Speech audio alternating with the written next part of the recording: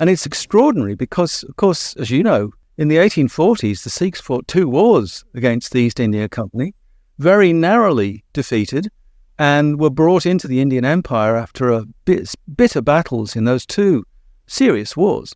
And then magically almost, and remember the Sikhs, you don't need to be told, your listeners don't need to be reminded, that the Sikhs were a very powerfully martial people. The victories that the British won in 1846 and 1849 were very closely fought. And you might expect that the Sikhs would be restive under British domination. You know, they'd be resentful that they'd been conquered. And the exact opposite happened. I think because the British were so respectful of the way in which the Sikhs had fought and brought Sikhs into their army, their British Indian army immediately. I think that reassured the Sikhs that they were respected.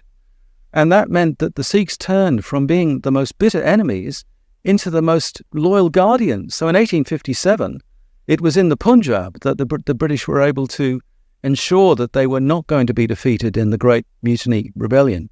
And it was the Sikhs who were among the most loyal troops. And that remained for the rest of the 19th century. And in fact, the British had a crazy theory called the martial races theory, which basically said that the more west and north you went in India, the more martial, the more warlike, the more dependable and brave troops became.